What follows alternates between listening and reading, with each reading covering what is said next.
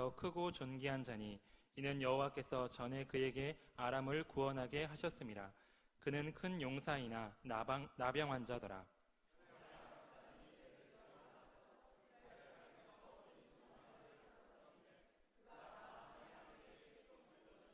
그의 열조인에게 이르되 우리 주인이 사마리아에 계신 선지자 앞에 계셨으면 좋겠나이다. 그가 그 나병을 고치리이다 하는지라.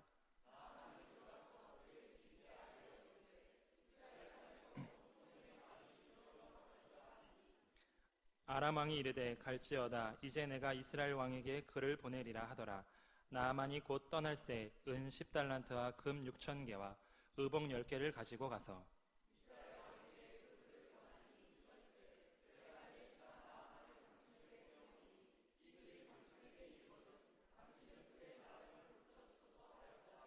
이스라엘 왕이 그 글을 읽고 자기 옷을 찢으며 이르되 내가 사람을 죽이고 살리는 하나님이냐?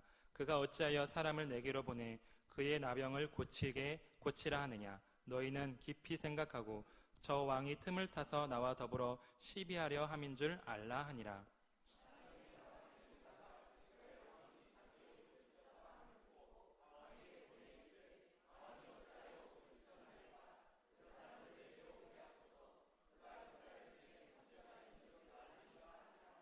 나아만이 이에 말들과 병거들을 거느리고 이르러 엘리사의 집 문에 서니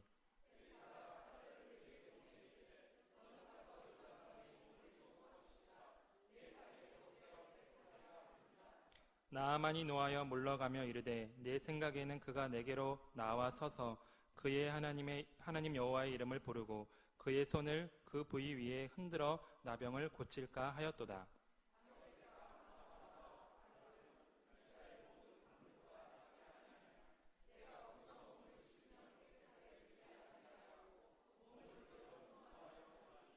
그의 종들이 나와서 말하여 이르되 내 아버지여 선지자가 당신에게 큰 일을 행하라 말하였더라면 행하지 아니하였으리이까. 하물며 당신에게 이르기를 씻어 깨끗하게 하라 함이리이까 하니 나아만이 이에 내려가서 하나님의 사람의 말대로 요단강에 7번 몸을 잠그니 그의 살이 어린아이의 살같이 회복되어 깨끗하게 되었더라. 아멘. 담임 목사님께서 나아만의 축복이라는 제목의 말씀을 선포해 주시겠습니다. 할렐루야. 여러분들도 잘 알고 있는 서커스단에서 코끼리를 길들이는 방법이 있다고 하잖아요. 처음에는 큰 말뚝에다가 단단한 발줄로 코끼리를 묶어둔다고 합니다. 그러면 코끼리는 그 자리에서 벗어나려고 발부둥을 치고 몸부림을 치지요. 그러나 몸부림을 치면 칠수록 고생만 하게 되고 나중에는 코끼리 스스로도 아무리 몸부림쳐봐야 소용이 없구나 하는 것을 깨닫게 된답니다.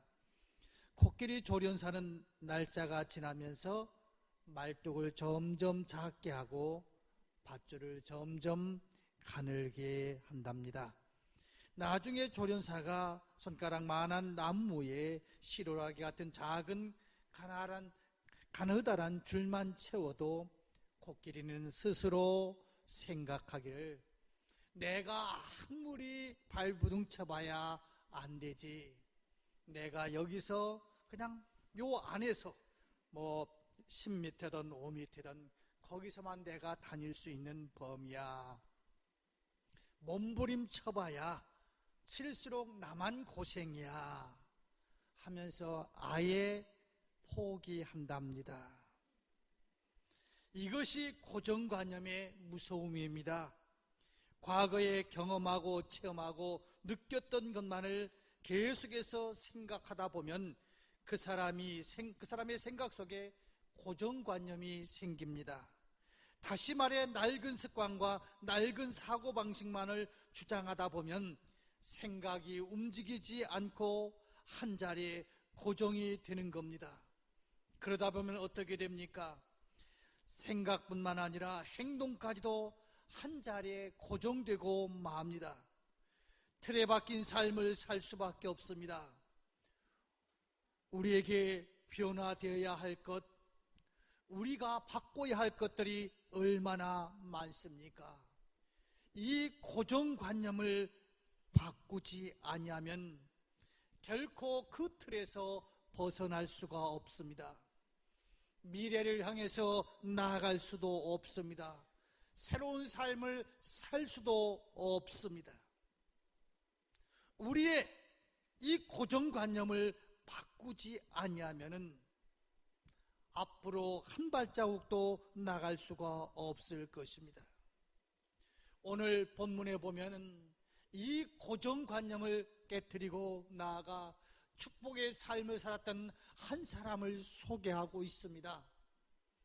이 사람은 아람 군대 장관 나만이라고 소개하고 있고, 그는 큰 자이고 존귀한 자이고 아람 나라가 힘들 때 아람 나라를 살렸던 장관이라고 소개하면서 그는 큰 용사였으나 나병 환자였다라고 소개하고 있습니다. 지금부터 약 2900여 년 전에 이 나병, 문둥병은 인생 자체를 무너뜨리는 치명적인 병으로 인식되었습니다. 뿐만 아니라 이 나병 환자들은 병균이 전염되기 때문에 공동체 안에서 분리될 수밖에 없었습니다. 가족에서부터 쫓겨날 수밖에 없었습니다. 그러다 보니 아무리 실세 중에 실세라 한다 할지라도, 아무리 왕의 신임을 받는다 할지라도 이 문둥병에, 이 나병에 걸린 환자는 인생을 종쳤다라고 생각할 수밖에 없습니다. 완전히 소망을 잃었다는 겁니다. 소망을 잃어버린 그 가정, 암울함과 무언지 모르지만 답답한 분위기가 가득 차 있었죠. 그때 한 여아이가 이렇게 이야기합니다. 주인님이 내가 살던 사마리아에 가면은 선지자가 있는데 그 선지자를 만나시면은 이 환경을, 오늘의 삶을, 오늘의 이 병을 고칠 수 있을 것이라는 겁니다. 그래서 나만은 자기가 모시고 있는 왕을 만나 이스라엘 방문을 허락받은 후에 편지를 읽고 이스라엘을 찾아갑니다. 보세요. 찾아갈 때도 아직도 이 나만 장군 고정관념이 깨트려지지를 않았습니다. 가기는 가지만은 뭐니 해도 머니가 있어야 된다고 생각해서 많은 보화를 싣고 갑니다. 뭐니 해도 권력이 있어야 된다고 해서 왕의 친서를 가지고 갑니다. 그런데 오늘 본문에서는 이러한 우리의 고정관념의 방식을 통해서 이 나만 장군이 나음을 받은 것이 아니라, 축복의 주인공이 된 것이 아니라, 우리의 고정관념을 깨트리는 새로운 방법을 통해서 한 인생이 변화되는 모습을 바라보고 있습니다. 어디서부터 이 변화가 되었습니까? 아주 보잘것없는 한 계집종에서부터 축복이 열리기 시작합니다. 오늘 본문 2절에서 이렇게 말합니다. 전에 아람 사람이 떼를 지어 나가서 이스라엘 땅에서 어린 소녀 하나를 사로잡음에 그가 나만의 아내에게 수종들더니 라고 이야기합니다. 아람과 이스라엘 전쟁 중에 포로로 잡혀온 계집종이 나만 아내를 수종들고 있었습니다. 이 당시 이스라엘 백성들, 아니 그 당시 사람들의 인식이 어떠했습니까? 지금은 예수 그리스도 때문에 많은 여자들의 그 신분이 올라갔습니다마는 구약 성경에 보면은 여자와 이방인들은 나중에 천국에서 땔감으로 쓰려고 하나님께서 만들었다고 할 정도로 여자 자체의 인권이라든지 그런 것이 전혀 없었고, 거기다가 포로인 이 여자, 뭐 사람 대우 받았겠어요? 사람 취급 받았겠어요? 그저 주인이 필요할 때 쓰는 하나의 도구일 뿐이었지요. 그런데 이 나만의 축복의 시작은 이렇게 보잘것없는 한 여자로부터 출발하고 있습니다. 사랑하는 성도 여러분, 우리의 고정관념은 내 주변에 백그라운드가 있어야 된다고 생각합니다. 자본이 있어야 된다고 생각합니다. 많은 것을 배워야 된다고 생각합니다.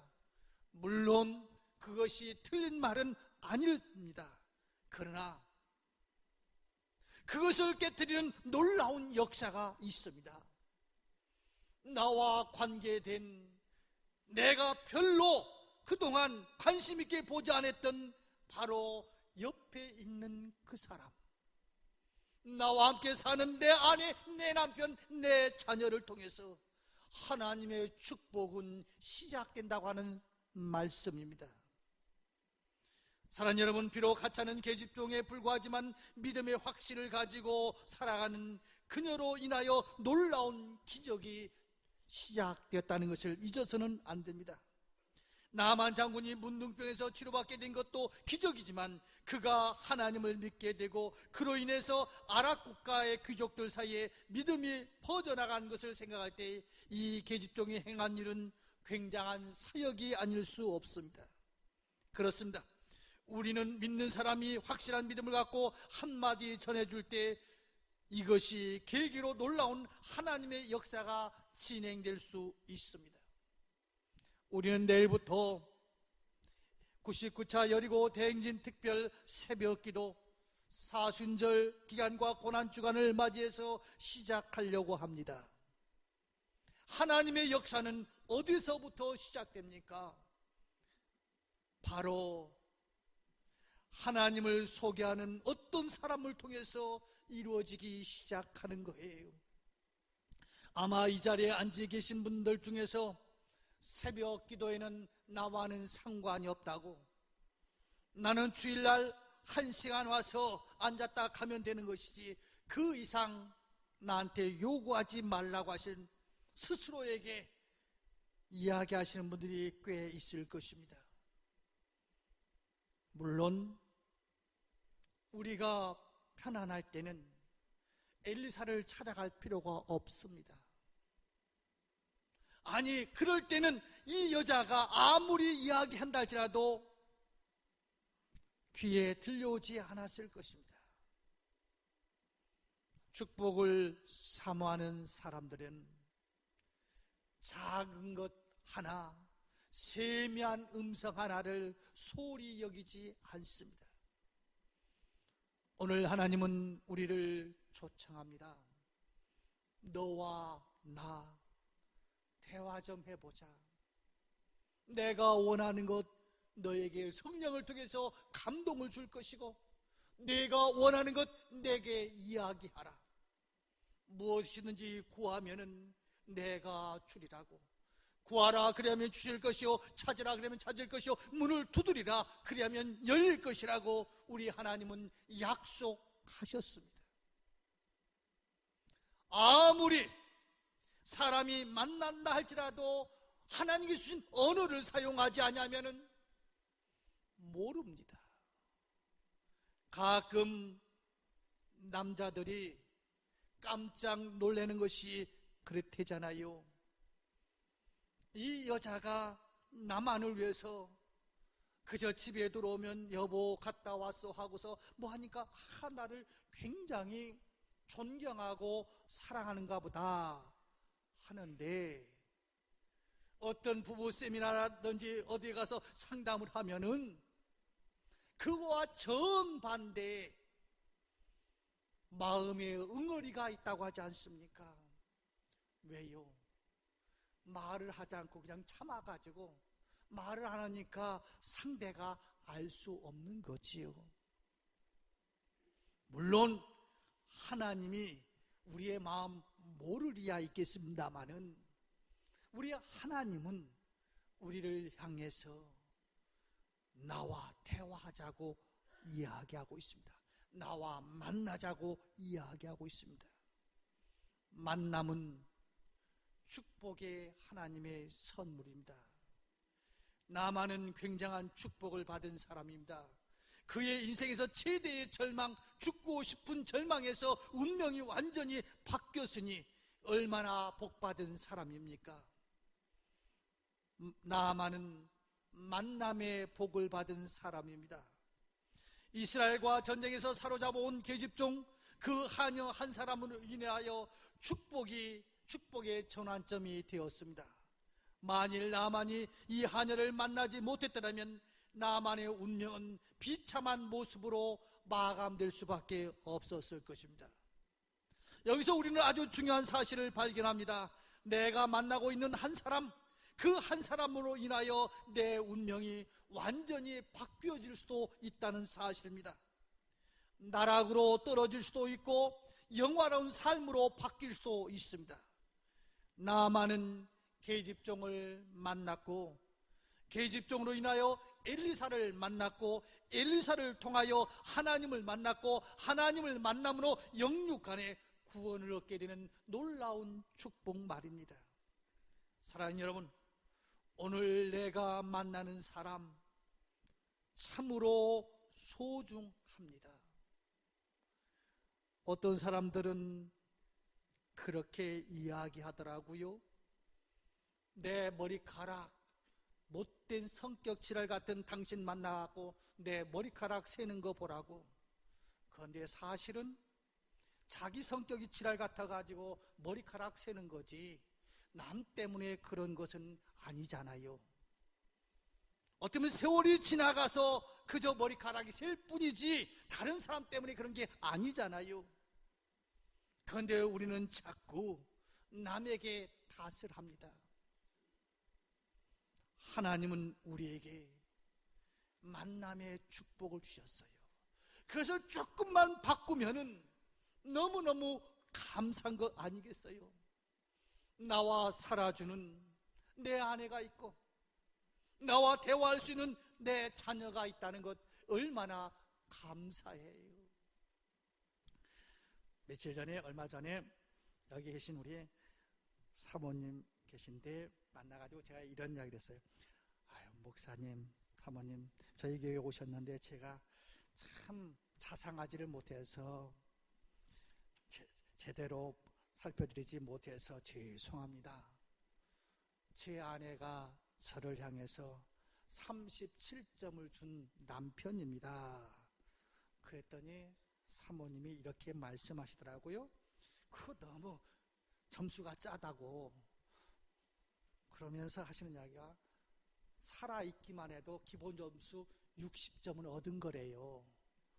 여러분들, 아내 여러분들, 아무리 그런 남편이 있어도 내 옆에 남편이 있다고 하면은 60점 이상짜리고, 아무리 아내 그저 살림 못하고 뭐 못해도 살아준다고 하는 그 자체가 60점 이상짜리예요. 거기다가 예수를 믿는 내 아내, 나의 남편이 있으니까 한 90점 이상은 되지 않겠어요? 90점 이상이면 되지 뭐 100점짜리 찾고 있어요. 여러분, 만남의 축복. 오늘 세상 사람들은 아주 보잘것없는 한 여아이지만은 이 여아의 만남을 통해서 놀라운 축복이 이루어졌다는 사실입니다. 그런데 그 사람 만난 사람이 누구입니까? 어떤 것을 고백하는 사람입니까? 하나님은 살릴 수도 있고 죽일 수도 있고 고칠 수도 있고 병들게 하실 수도 있는 모든 것을 하실 수 있는 그 하나님인 것을 믿는 사람을 만나게 되었다는 것입니다. 계집종으로부터 엘리사 선지자를 찾아가면 나을 수 있다는 말을 들은 나만에게 한 줄기의 희망이 생겼습니다. 야무지고 당돌하기까지 한 계집종의 말에 마음이 움직이기 시작했습니다. 나만은 자기가 섬기는 아랍 왕에게 자초지정을 구합니다.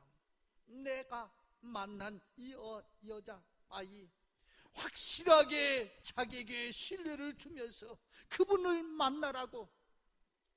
그래서 이 나만이 이제 가슴에서부터 움직이기 시작합니다. 그런데 저쪽 이스라엘 왕은 지금 어떤 입장입니까? 너도 알고 나도 알고 우리 모두가 알고 있는 고정관념 말입니다.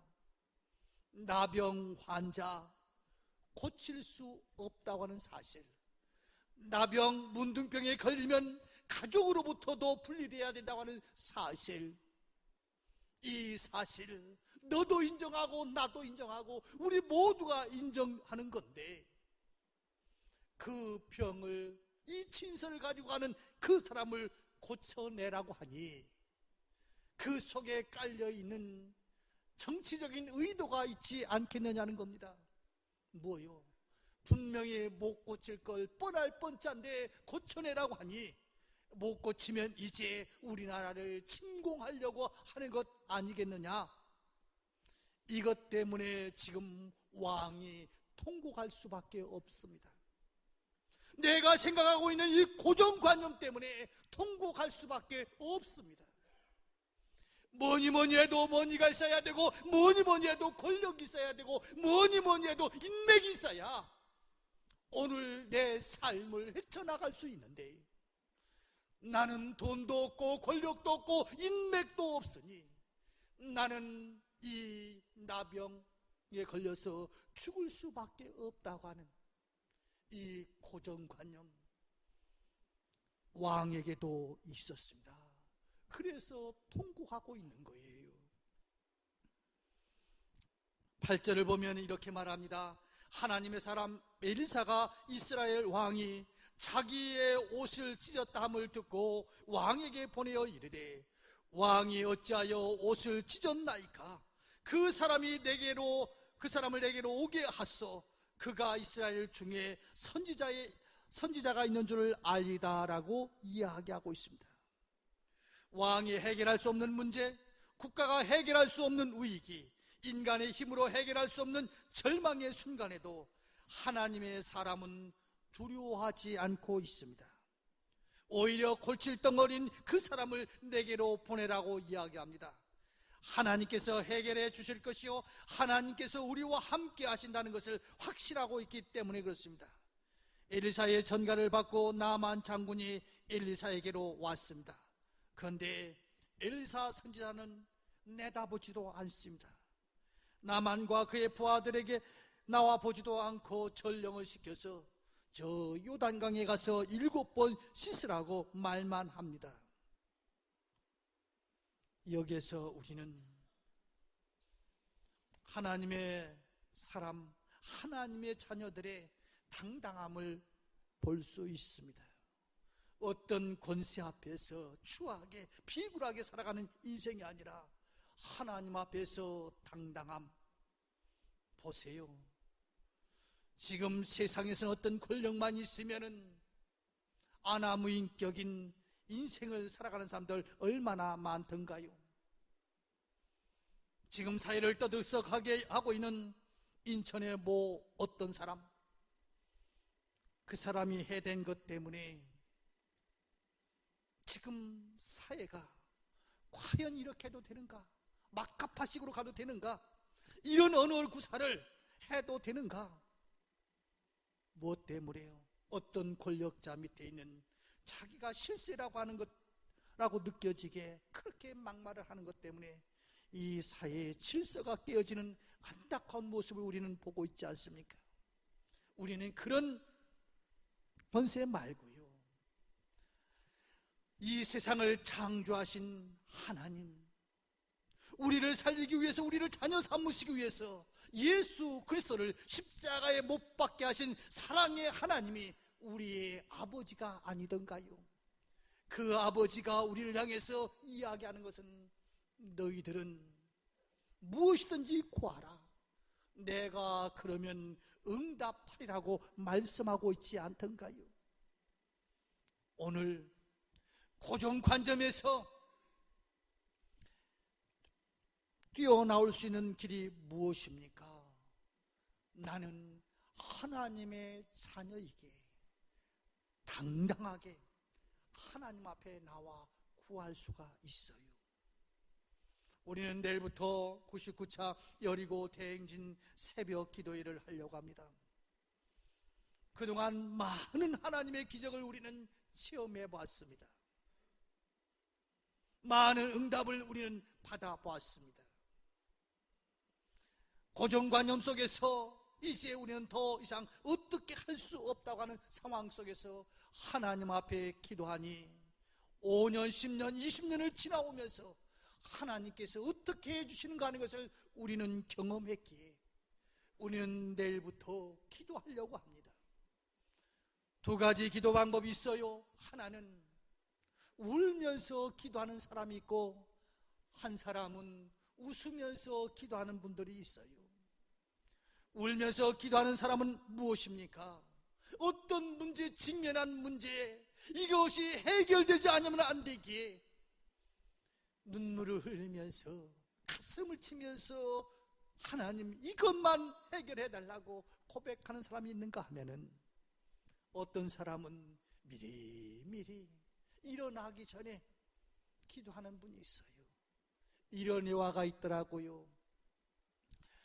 80 먹은 아버지 장로님과 60 먹은 아버지 장로님이 밥상에서 이야기합니다.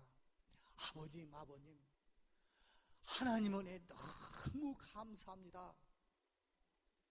오늘 무슨 일이 있었는가? 그러니까 예 아버님, 제가요 버스 타고 가는데 버스가 팍 부딪혀가지고 사고가 났는데 이 사람 다치고 저 사람 다치고 막 큰 사고였는데 하나님께서 나를 보호해 주셔서 보세요 아버님, 제가 건강하게 왔지 않습니까? 하나님 은혜 너무 감사합니다. 그랬더니 아버님 장로님이 그런가? 나도 하나님 앞에 오늘 너무 감사하네. 아버님도 어떤 사건이 일어났습니까? 그랬더니 이 아버님이 그랬대잖아요. 나는 그 사건도 보지도 않았고 그 사건 일어나지도 않았고 하나님께서 오늘 편안하게 살 수 있게 해주셔서 너무 감사하다고.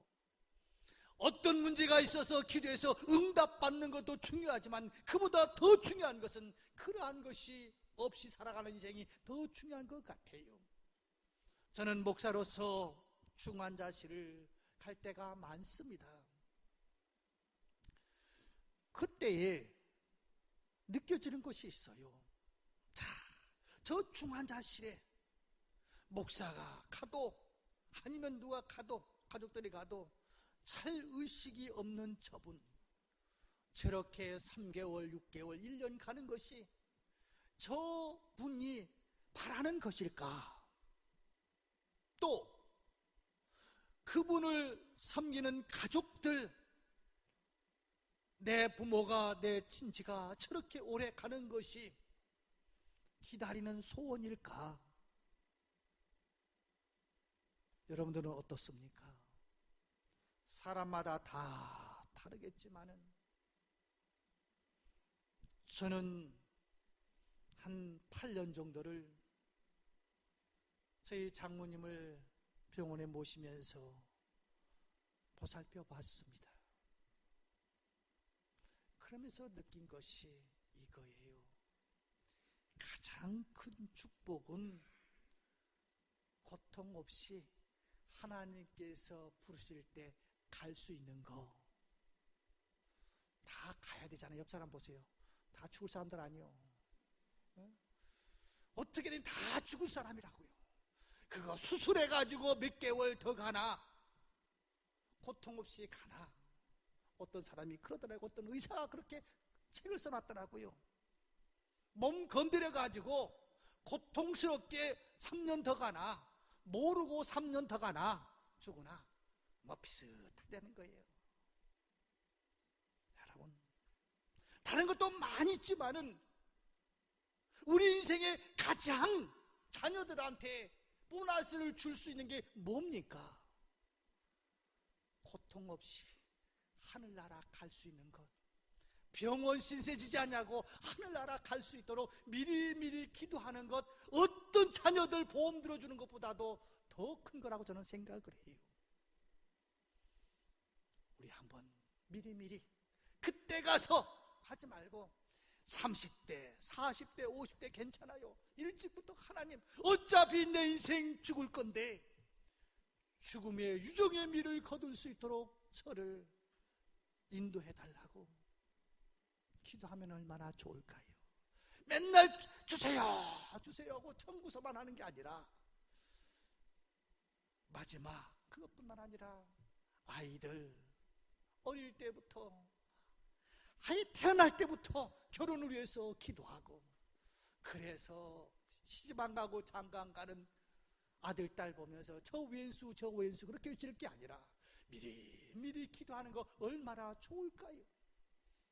고3 되면은 그때서야 무슨 뭐 새벽기도 특별기도 그렇게 야단법석 떠는 것보다 아이가 유치원 다닐 때부터, 아니 태어날 때부터 그 아이들 미리 기도해 주면 얼마나 좋을까요? 얼마든지 웃으면서 기도할 수 있지 않습니까? 그리고 우리는 그동안 많은 체험을 해보지 않았습니까? 기도할 때 하나님께서 응답해 주시는 것, 아마 이 자리에도 많은 사람들이 있을 겁니다. 7년 8년 병원들 다 쫓아다녀 봤지만 안 될 때 하나님 앞에 부르짖으니까 놀랍게도 하나님께서 역사해 주시는 그 체험들 우리는 보았고 체험해보지 않았습니까? 그런데 문제는 여기까지 가야 됩니다. 어디까지요? 오늘 나만 장군 보십시오. 축복의 사람이 되기 위해서는 머리로 안 것만 가지고 되지 않습니다. 자, 이스라엘 가면 선지자가 있을 것하고 그 선지자를 만나면 해결될 것하고, 그런데 자존심이 확 구겨지는 사건이 일어납니다. 적어도 내가 돈을 가지고 권력을 가지고 왕의 친서를 가지고 뇌물을 가지고 아니면 선물을 가지고 갔다고 한다면은 그저 저 멀리에서부터 뛰어와 가지고 장군님 오셨습니까? 장관님 오셨습니까? 아유, 제가 안수기도 해드리겠습니다. 그 정도는 해야 될 거 아니겠습니까? 그런데 얼굴도 나타나 보이지 않습니다. 그저 다른 사람 시켜가지고 저 요단강에 가서 7번 목욕하라는 겁니다. 그래도 혼자 갔으면은 자존심이 덜 구겨졌을 거예요. 일국의 장관이 그 무명의 선지자 앞에서 그렇게 취급받는 거 얼마나 체면이 구겨집니까? 그러니까 오늘 또 보니까 화가 나서 돌아가려고 하지 않습니까? 우리 신앙에 좋은 동력자들이 필요합니다. 그럴 때 옆에 있던 사람이 뭐라고 합니까? 왕, 장관님, 그보다 더 큰일 하라고도 지금 해야 되지 않겠습니까? 근데 뭐 화냅니까? 한번 해봅시다. 세상 말로 믿자야 본전 아니겠습니까? 여기까지 왔는데 한번 해봅시다. 자, 그럴 때 보십시오. 아마 이 정도 되면 그래도 해볼만 했을 거예요. 7번 이렇게 목욕하는데 발을 조금 담그니까 조금 나아지고, 한 번 딱 하고 나니까 7분의 1이 착 나아지고, 또 두 번째 하니까 7분의 2가 나아지고, 그러면 무언가 이렇게 좀 할 맛이 날 텐데, 한 번 들어갔다 와가지고 이렇게 보니까 아무렇지도 않아. 이거 개망신 당하는 거 아닌가? 2번 해도 3번 해도 어디까지요? 7번까지 완전히 순종하니까 그 피부가 어린 아이와 같아졌다라고 이야기하고 있지 않습니까? 좋은 사람 만나는 거 축복입니다. 만남의 축복입니다. 그를 통해서 좋은 소식 듣는 거 축복입니다. 그러나 내가 해야 될 일이 있습니다. 바로 온전한 순종입니다. 7번 목욕하는 순종입니다. 내 생각은 아닙니다. 우리나라도 더 좋은 강들이 얼마든지 있습니다. 내 생각은 이렇게 해야 되는데 하는 의견도 있을 수 있습니다. 그러나 하나님의 역사는 내 생각이 아니라 순종하는 사람을 통해서 역사하십니다. 말씀을 맺겠습니다. 우리는 내일부터 기도하려고 합니다. 울으면서 기도하는 인생이 아니라 웃으면서 기도하는 삶을 살기를 소원합니다. 우리의 선택은 하나님께서 자유의지를 주셨어요. 이 나만이 갈 수도 있고 안 갈 수도 있어요. 가서도 돌아갈 수도 있고 목욕할 수도 있어요. 하나님께서 우리에게 축복의 길을, 성전 건축하고 거부가 되는 축복을 주기를 원하신다고 저는 확신을 해요. 그러나 다는 아닙니다. 모든 사람 안다고 되는 것이 아니라 순종하는 사람에게 하나님의 역사는 이루어집니다. 선택은 여러분의 몫입니다. 그러나 열매는 결코 여러분들의 생각 갖고 되는 것이 아니라 순종하는 사람만이 열매를 거둘 수 있습니다. 기도하겠습니다. 하나님 아버지, 우리는 지금까지 99차 여리고 대행진을 오면서 수많은 기도의 응답을 체험해 봤습니다. 그러나 또 한편으로는 해야겠다고 하는 생각은 들지만은 완전한 순종이 이루어지지 않아서 지금 내 인생에 아무 변화도 없는 사람들도 있을 수 있습니다. 주님, 저희들 내일부터 우리의 소원을 하나님 앞에 아뢰고 하나님이 나를 통해서 쓰시고자 하는 그 뜻을 깨닫기를 원합니다. 주님, 나와 내 가족들 주님 앞에 쓰임받는 축복된 가정으로 세워주옵소서. 저희들이 기도하며 순종하게 싸우니 저희들을 사용하여 주옵소서. 예수님의 이름으로 기도드리옵나이다. 아멘.